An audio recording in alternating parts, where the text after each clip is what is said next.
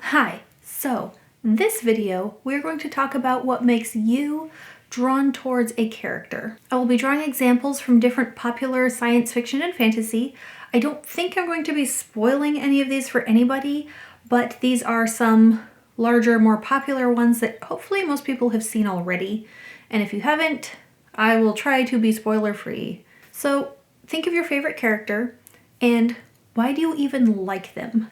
It's probably not for the same reason that you would like a person in real life. My main theme for this video is likable versus compelling.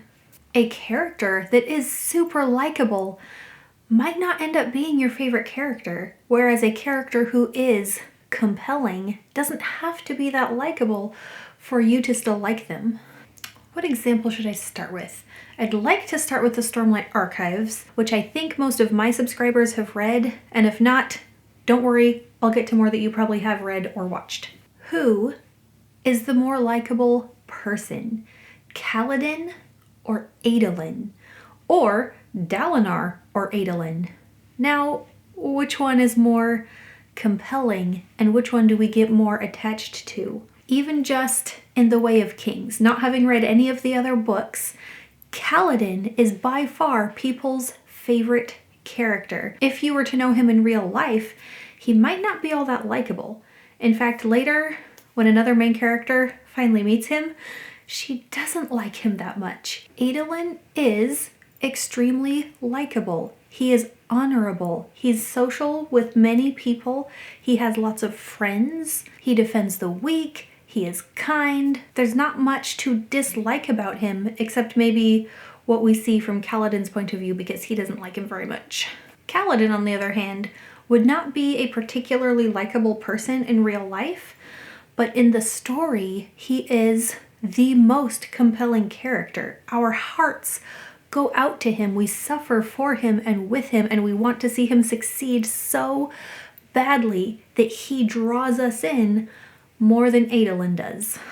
Okay, Lord of the Rings. Everyone has at least seen the movies, even if they haven't read the books, right?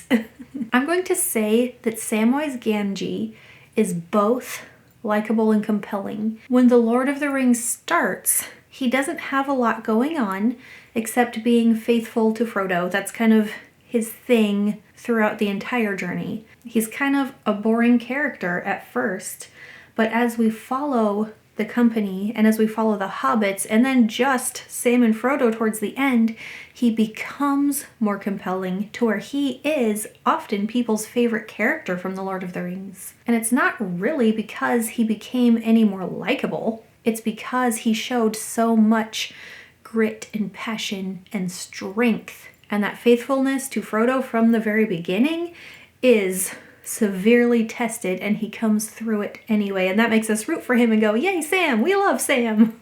I'm also going to say that Remus Lupin from the Harry Potter series is both compelling and likable. And when a character manages to be both of these at the same time, there is even more to love about them and even more to draw us in.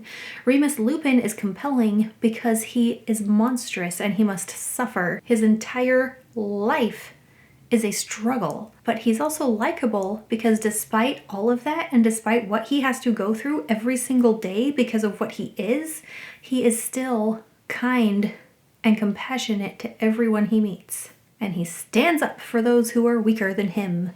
He's even nice to Snape. I'm going to say Paul Atreides from Dune is compelling, but not that likable. He's what everyone wanted. He came, he fulfilled a role. Some people like him, but we don't really see him making friends. We see him gaining followers. People worship him. They fight in his name. But do they really like him that much? Do we really like him? We like his character and what he represents to us as a people, but is he the kind of guy you would be friends with? Okay, next example. Avatar: The Last Airbender. I don't know how many of my subscribers have watched this series, but if you have, do you prefer Aang or Zuko? I, in my infinite wisdom, made a video about why Zuko is not likable, and I drew kind of a lot of hate. Not all on YouTube, a lot of it was on Reddit, go figure. But people were so offended that I might say Zuko is not likable. And I stand by it. He is not likable. However, people love him because he is such a compelling character. He suffers. He goes through so much. We watch him brought low. We watch him rise up. He has a huge character arc that we can follow and be compassionate with.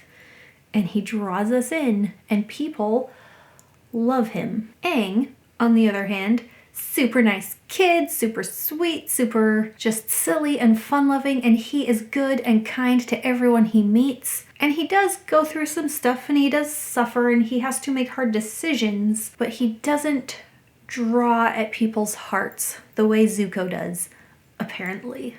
Also, Star Wars. Between Han and Luke, which of these two do you find more likable, and why? I'm going to guess that you probably did not say Luke, and I think part of that probably has to do with the fact that Luke is kind and good-hearted from the beginning, and that never really changes, whereas Han has to discover his goodness and discover his heroic side, and that gives us something to root for. Whereas Luke, we don't have to root for him being good. He already is. He's already the nice guy, the good guy. But Han has to go on a more personal journey to discover that this is who he really wants to be. And sometimes the villain in a story gains more popularity than the hero or the good guys. Why is this? We don't really like evil or bad people. Do we get bored by goodness? Here's a theory that I have. I think that likable and good and kind characters are too easy. Our feelings don't have to get involved as much with them. They don't get our hearts attached to them as much as the characters who really have to be crushed and brought down and go through a terrible journey to come out as a better person. Now, think about all these characters that I've talked about. Which are the ones that you would probably be friends with? Probably not Kaladin or Zuko or Paul. And why not? In real life, I think we want that easy relationship. The person who is good and kind and makes us feel good already without having to work for it makes us want to be friends with them. And the person who's in the midst of suffering and a hard time in their life is hard to be friends with. It's hard to like them in that time. However, when you have been friends with the person who is suffering and going through a hard time and you have stuck by them and have been their friend through that, your friendship gets stronger. You get closer. You admire the person they become for it, but it's not as easy. And that's okay. And it's okay in these stories about these compelling characters to like them better than the ones who are already likable. Generally, when something takes more work and more effort and more emotion, we appreciate it more and it means more to us. And the same is true, I think, of people and of our stories that we take in. So I think fun conversations to have in the comments here would be, who is a character that you really love that when you think about it, you might not like that much in real life? Or a character that you hate and you would still hate in real life. I don't know. Let's talk about your love-hate relationships in fiction, okay? That sounds like fun. I'm gonna be honest, on this list of characters I talked about, my favorite is probably Remus Lupin. He just has everything I admire in a character. Not only is he likable and compelling, he also has admirable qualities. Good for a real-life person and a character. Let me know your thoughts, who you love, who you hate, fictionally. If you enjoyed this video, subscribe to this channel. My social links are in the description, and I'll see you next time. Bye!